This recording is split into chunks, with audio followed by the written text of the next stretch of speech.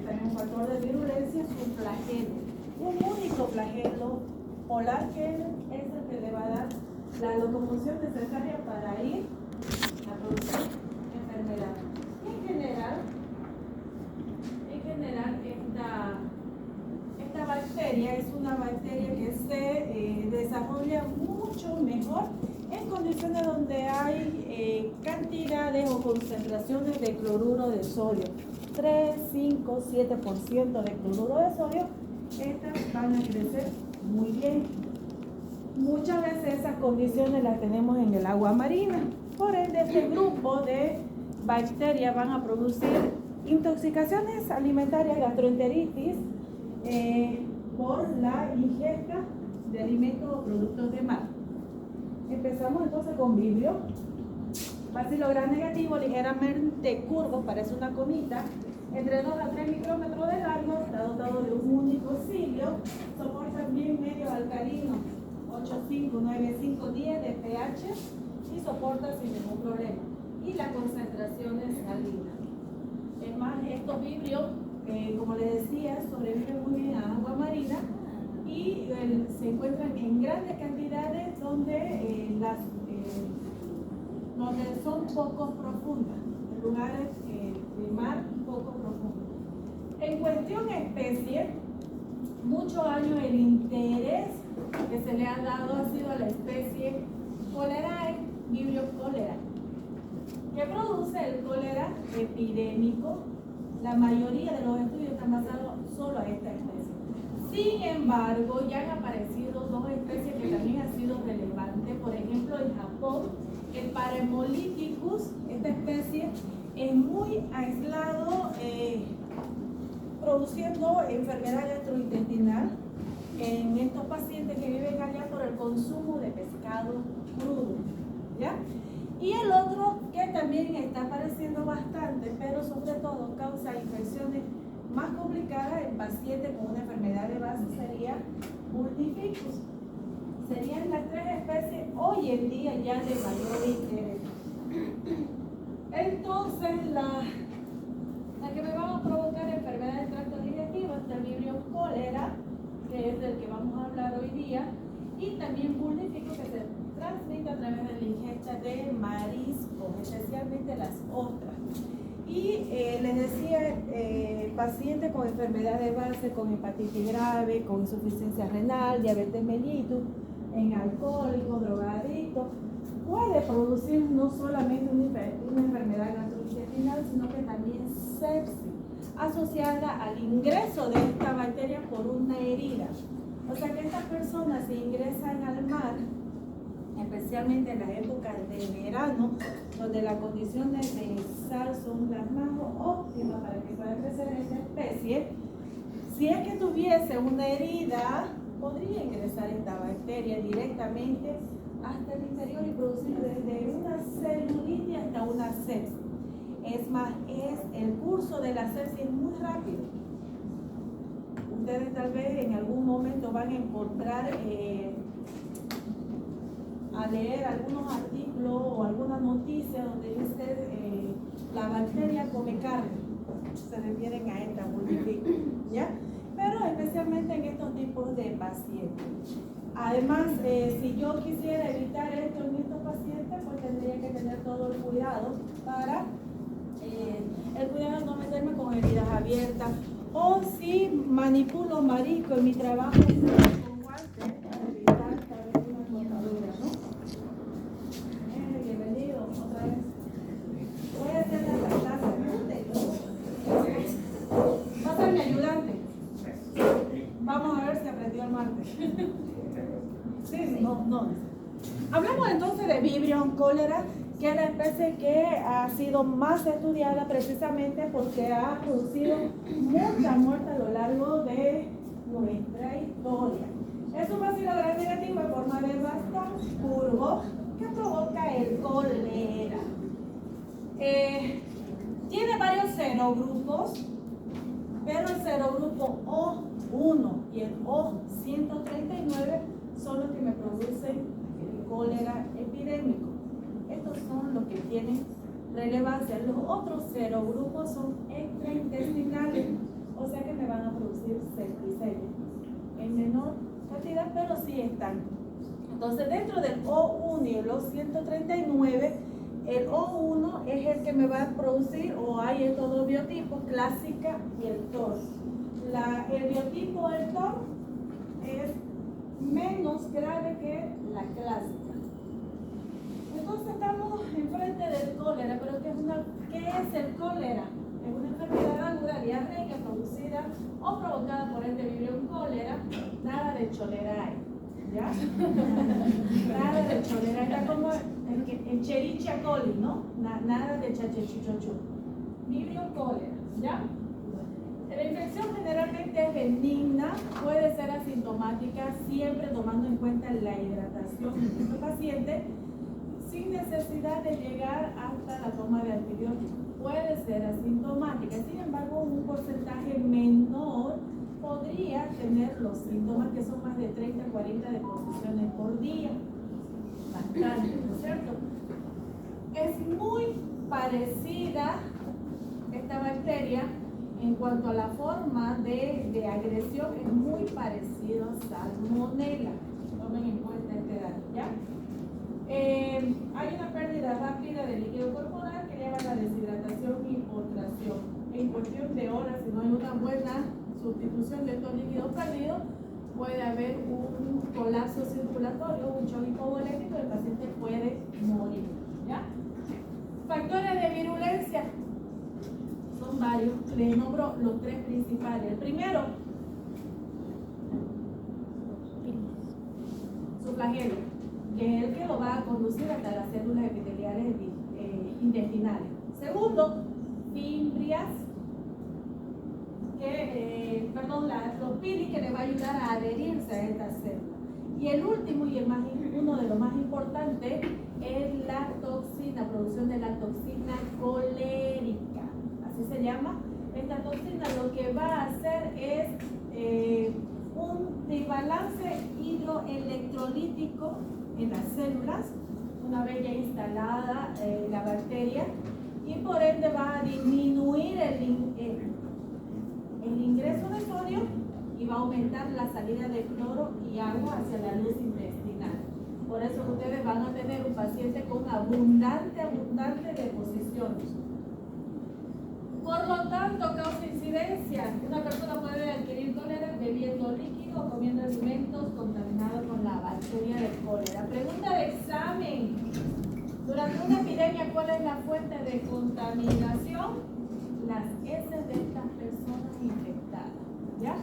Las heces. Por eso, si no hay una buena higienización o lavado de manos, tal vez podría transmitirse de persona a persona dándose solamente la mano, saludándose, ¿sí?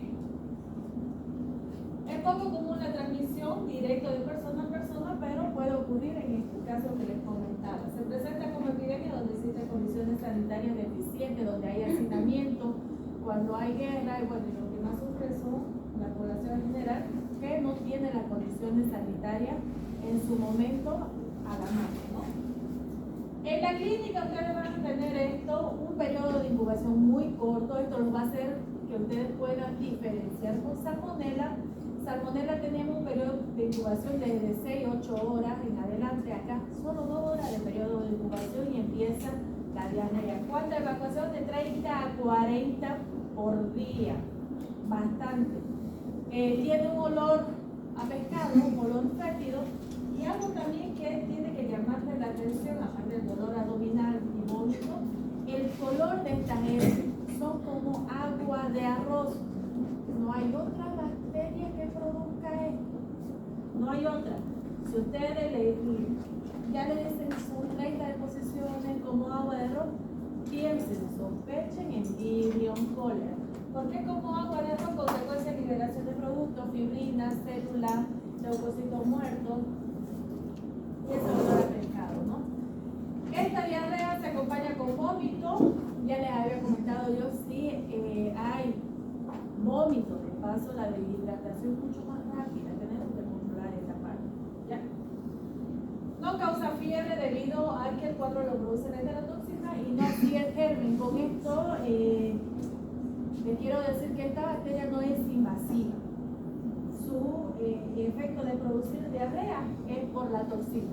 Por ende, siempre va a estar en el intestino, no va a salir hacia afuera. Estamos hablando de vibrio cólera, de los serogrupos que les mencioné, lo 1 o 139. No son extraintestinales, ya no son invasivos, se quedan ahí y ahí producen la infección. Por todo lo anterior ustedes van a encontrar esto.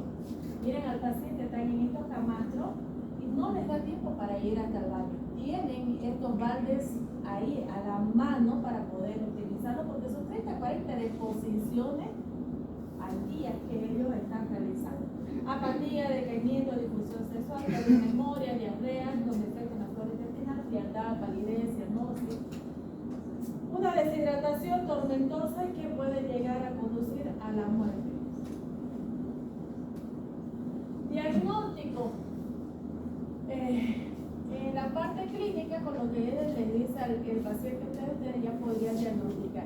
En caso que les toque encontrarse con un paciente con vibrio cólera, lo deben aislar e indicar que el personal que lo está teniendo debe aumentar la rigidez o lo que conoce de lavado de manos, ¿ya? Muchas veces, muchos estudios indican que el médico es el que peor sabe lavarse las manos.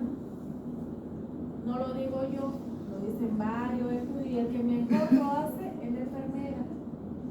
Increíble, ¿no? Así que si tenemos este tipo de pacientes, lo aislamos, avisamos al sede, porque lo que tenemos que evitar es que se produzca una epidemia, ¿ya? ¿Muy frío? Frío. Mi hormona chica.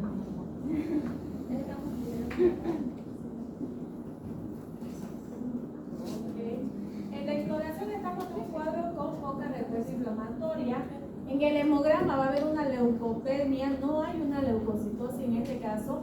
¿Por qué? Porque no es por la bacteria, otra vez, sino por su toxina. Por ende, se acuerda que yo les mostraba la anterior semana que en el moco fecal, si les reportan abundante leucocito, el caso de leucocito regular, en este caso no se observan leucocitos.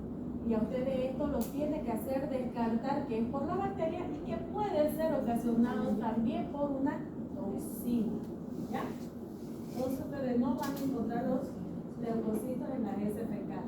Pero también hay otro tipo de pruebas, van a solicitar cultivo, hay pruebas rápidas hoy día, o también incluso hacer una tinción grande.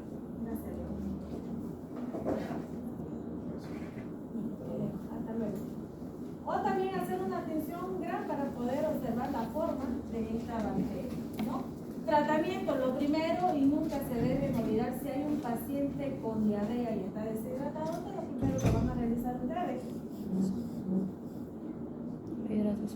Santiago, ¿qué es lo que va a realizar usted primero? Bioestadística, maestra. ¿Qué es lo primero? Los jaguares. Hidratar, exactamente. Eso es lo primero que ustedes van a realizar.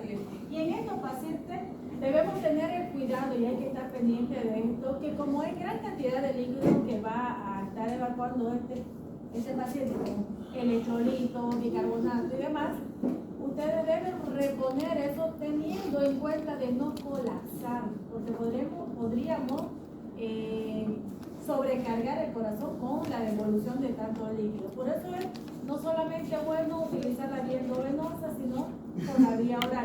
Si bien no ingresa gran cantidad por vía oral, es una buena cantidad que sí me podría ayudar. Hay que hacerles controles de electrolitos, de calcio, su glicemia, su bicarbonato, para ir reponiendo lo que necesitan. Ahora, ¿qué antibióticos ustedes van a utilizar? El que más ha funcionado y menos resistencia, la tetraciclina en primera línea, en los casos de cólera, la tetraciclina. Luego pueden estar la ciprofloxacina y trimetopril, ¿ya? Pero en primera línea, tetraciclina. Hablemos de otra bacteria que es muy parecida al género Vibrio y le pusimos de nombre Campylobacter precisamente para poder diferenciar uno de otro. Son muy parecidos, pero se van a dar cuenta ahora en la clínica que otra cosa más aumenta. Origen griego, si no me equivoco, de Campilo por curvo, o tener esa forma curva, igual de bacterias. Esta es una bacteria que me va a producir infecciones gastrointestinales, pero aparte de ello también me puede producir sepsis. Si bien es una bacteria que a muchos tal vez no ha dado una infección gastrointestinal, por esto es autolimitado, por suerte. Pero sí, siempre el paciente o la persona que tiene factores que me puedan influir en llegar a tener una gastroenteritis, hay que tener mayor cuidado. Niños pequeños, adultos mayores, personas con una enfermedad de base son uno de los factores que predominan para esta infección de gastrointestinal. Y miren, tiene la forma de coma móviles, forma como una S o forma de alas de gaviota. Así se ve una división grande. Se destruye por floración, por pasteurización, muy sensible, entonces para poder destruir. No forman esporas. Y aquí una característica, aquellas especies que producen estas infecciones gastrointestinales crecen muy bien a 42 grados centígrados. Si bien los síntomas son muy parecidos a las otras bacterias que producen estos mismos síntomas, cuando yo tengo que diagnosticarlo, hacer las pruebas en el laboratorio, solo con subir la temperatura a 42 grados a mi estufa, va a seguir ella solita viva en mi medio de cultivo, y las otras que están acompañando se van a morir a esa temperatura. Varias especies, las importantes: Campylobacter coli, Campylobacter jejuni, que me van a producir estas infecciones gastrointestinales y septicemia, y Fetus en pacientes inmunodeprimidos. Entonces tengo las especies termófilas, que son los enteropatógenos que les mencioné ahora, y han aparecido Stellaria y Upsaliesi, que si bien se ha ido aislando en las personas, esto sobre todo produce infecciones gastrointestinales en animales. Lari en gaviota, Upsaliesi en perro. Y si yo no tengo un buen lavado de manos, tal vez a limpiar esas heces fecales de estos animales, podría estar llevando este Campylobacter a casa.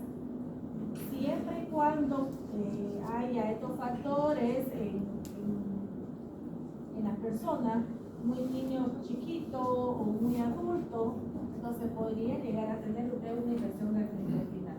Y bueno, fetus, que es ahí la muestra de sangre de pacientes con las deficiencias bajas, ¿no? Cuadro clínico, también me produce esta diarrea, hay fiebre, dolor abdominal tipo cólico, y aquí tienen que tomar en cuenta lo siguiente: Vibrio es muy parecido a Salmonella, Campylobacter es muy parecido a Shigella, porque las heces fecales de un inicio son abundantes y termina siendo en poca cantidad con presencia de sangre. Presencia de sangre. Y en poca cantidad el paciente llega a tener ganas de hacer algo, pero sale todo. Tenemos ahí la imagen del Campylobacter jejuni. Es más, esta bacteria sobre todo ocasiona estas enfermedades gastrointestinales en los países desarrollados. En Estados Unidos, alrededor de 2 millones de casos de Campylobacter jejuni al año. Es bastante, ¿cierto? El esquema de diagnóstico, por suerte, y hoy en día ya tenemos pruebas rápidas también. Ustedes pueden solicitar un cultivo tomando en cuenta que pueden decir que están sospechando el Campylobacter para subir la temperatura y llegar a los 42 grados, ¿ya? Tratamiento. Si bien es autolimitado también, pero en el momento que ustedes estén viendo fiebre, sangre, aquí el medicamento que se ha utilizado porque ha tenido un éxito en el tratamiento es la eritromicina. Funciona muy bien en los casos de Campylobacter. Hay menos efectos adversos para el paciente. Para terminar y no se me duerman todos, Helicobacter pylori, estoy segura que muchos han debido escuchar de esta bacteria. Muchos que han tenido gastritis, le han hecho la prueba de Helicobacter pylori, ha salido positivo. Veamos qué es lo que tiene esta bacteria. Sigue siendo un bacilo gram negativo, pero acá ya su forma como que es más ya en forma espiral. No es un bacilo recto, no es un bacilo curvo en forma de coma, sino que ya es tipo espiral, va cambiando la forma. Y no tiene un solo flagelo, tiene varios flagelos, pero en un solo punto de salida, que eso le va a dar mayor locomoción a esta bacteria. Entonces, el microaerofílico, esto es importante y es uno de sus factores de virulencia, la producción de la ureasa, y ya le voy a decir qué es lo que hace. Es agente etiológico de qué? Gastritis, úlceras y adenocarcinoma gástrico. Bonita la bacteria, ¿no? Sin embargo, no significa esto, a ver, que vamos a hablar de la forma de transmisión, cómo se transmite esta bacteria. Si yo la puedo recuperar de las heces fecales, ¿cómo se podría transmitir? Por la ingesta de alimentos contaminados con estas heces fecales de una persona con Helicobacter pylori, ¿cierto? Se la aísla también de la saliva.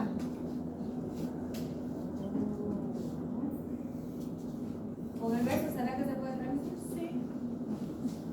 Se están riendo todavía. Ya les está empezando a haber dicho que tenían Helicobacter, ya no lo van a besar.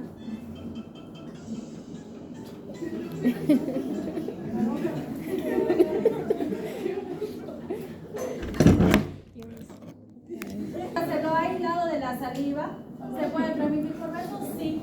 ¿Se ha aislado de placas dentales? Sí. Entonces hay mayor opción de que por beso se puede transmitir. Ahora, no significa que usted se besó cuando está con su Helicobacter pylori por ahí, ya tiene, no. Usted tiene mecanismo defensivo en su cuerpo, ahí lo tiene, ¿no? Capa de moco bicarbonato, la barrera mecánica, eso que le va a ayudar a usted, esos fenómenos de presión intercelular, la microcirculación que está regulada por la prostaglandina, mayor o menor cantidad de pH en la acidez gástrica. Entonces, no es que porque se besó ya usted también va a tener Helicobacter pylori. Tranquilo, ustedes tienen buena defensa. Para que se dé esta infección, el progreso para que llegue hasta un adenocarcinoma lo tienen ahí. Si ustedes no hacen un tratamiento, tienen bastante acidez, semanas, años, pueden producir estas úlceras que podrían ser de un comienzo una o ser superficial, pero pasando meses entonces puede ser crónico. Y aún así, pasando años, fíjense si ven cómo sigue la flecha, esta por la acción que tiene el Helicobacter pylori al producir esta úlcera, en la producción del amoníaco, va a destruir gran cantidad de células epiteliales que la va a atrofiar, las está intoxicando, hay gran cantidad de muerte celular y por eso es que hoy en día se cree que tener una infección por muchos años de Helicobacter pylori sea un factor para poder tener un cáncer de estómago. ¿Ya? Entonces, es un factor, no significa que sea ese el único. ¿Ya?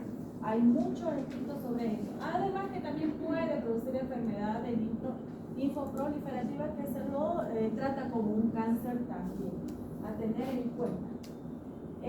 Sin embargo, hasta hoy en día, y ustedes también lo saben, una persona no es igual a la otra y lo mismo sucede con Helicobacter pylori.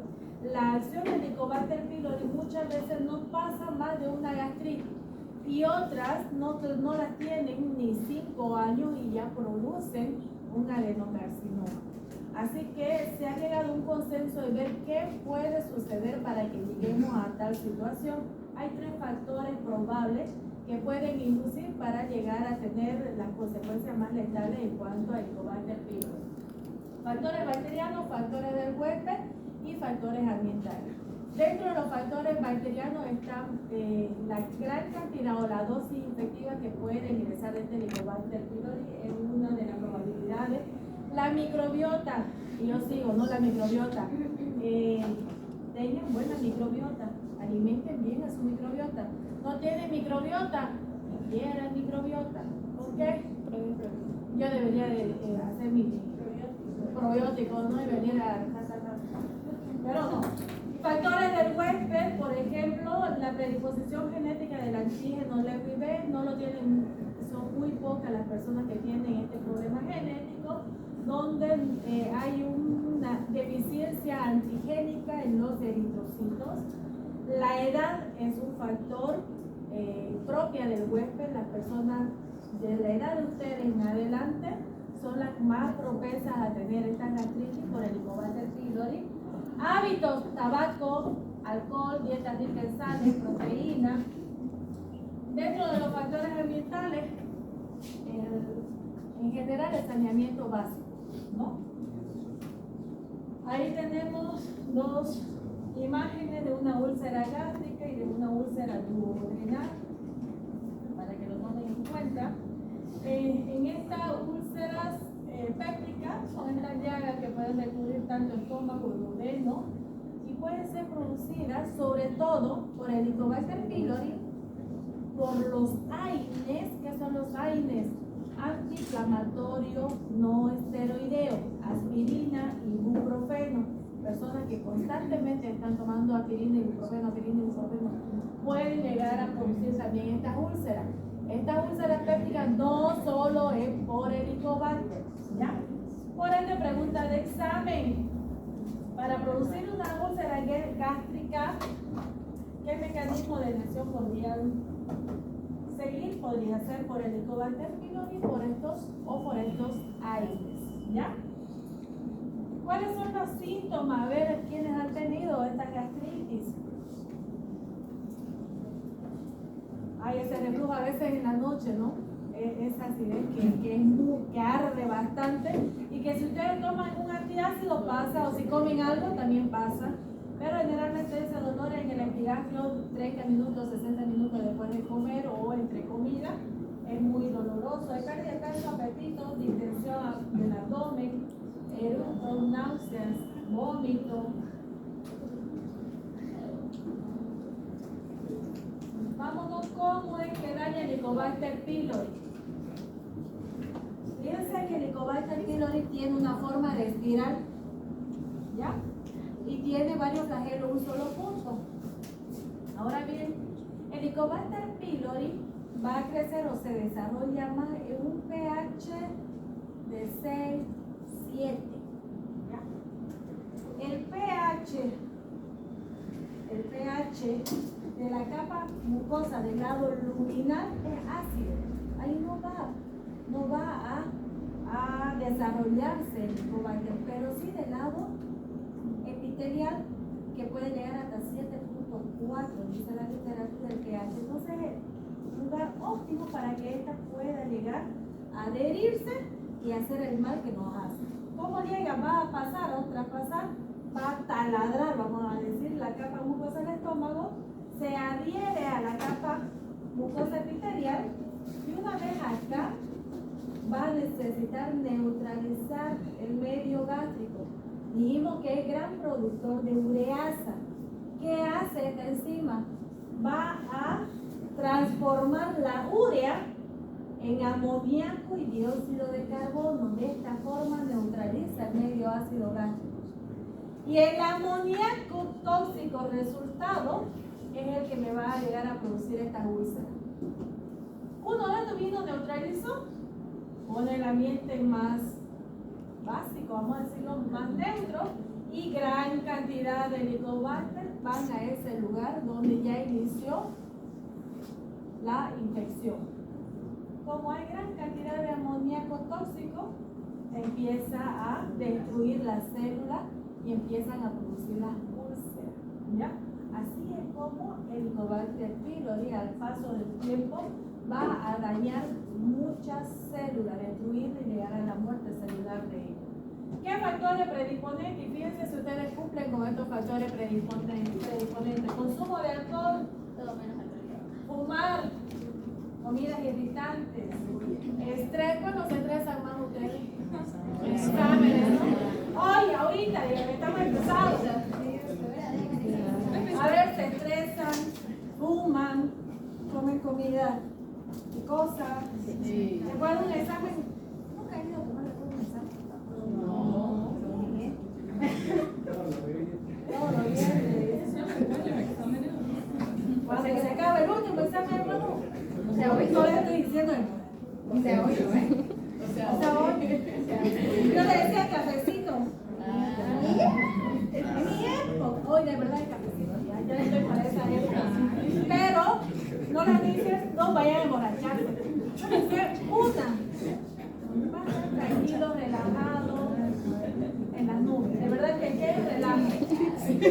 Diagnóstico, ¿cómo lo van a diagnosticar? ¿Cómo van a diagnosticar a un paciente que está con Helicobacter pylori? Hoy tenemos ya desde una biopsia que lo van a hacer con endoscopía, pero también tenemos pruebas rápidas, buscando anticuerpos contra el Helicobacter pylori, o si no, también buscando el antígeno en las heces fecales. Es más, si ustedes hacen tratamiento o dan tratamiento a su paciente, que de paso son 2 a 3 semanas de tratamiento, si ustedes quieren saber si erradicó el 100% del Helicobacter pylori, deben solicitar una prueba de antígeno en las heces fecales. Si esa prueba le sale negativo, usted hizo un buen tratamiento. Usted realizó un buen tratamiento. Si aún así sigue saliendo positivo, aumenta una semana más de la dosis, una semana más de tratamiento. ¿Ya? La prueba del aliento, esta también es una prueba, que es como la prueba de alcoholímetro que alguna vez lo han hecho. ¿No? ¿Nunca lo han parado y le han hecho hacer la prueba? A mí no. Y estaba con turno, y esa de 2 o 3 de la mañana, así, ¿no? Sale positiva esa bendita prueba. Sí, increíble, y yo lo que tenía ganas de matar, ¿no? Esa radio. Pero, eso es la prueba, le dije. La hizo, también salió positivo, ¿no? Me hizo hijo. Pero en serio, hoy en día no le pueden olvidar, ustedes ya saben, ya no voy a hablar de eso. Prueba del aliento para el Helicobacter pylori es como una prueba de alcoholímetro. La primera hora de la mañana tiene que ser en ayunas, debe ser en ayunas. Al momento que le hacen la prueba de anticuerpo, la toma de muestra de sangre, podrían aprovechar para hacerle la prueba del aliento, ya no les explico más. Lo hacen tomando con una cápsula de carbono marcado, carbono 13 o carbono 14. ¿Esto por qué? Porque así el productor de ureasa con el carbono marcado se va a presentar, va a haber esa combinación. Esta bolsita que ustedes regalan lo van a meter al equipo y van a ver si hay la presencia de esta enzima ureasa. Tiene que ser así con carbono 13 o carbono 14 marcado, ¿ya? Pero yo les digo, la prueba del anticuerpo, la prueba rápida y la prueba de antígeno para ver la función de tratamiento.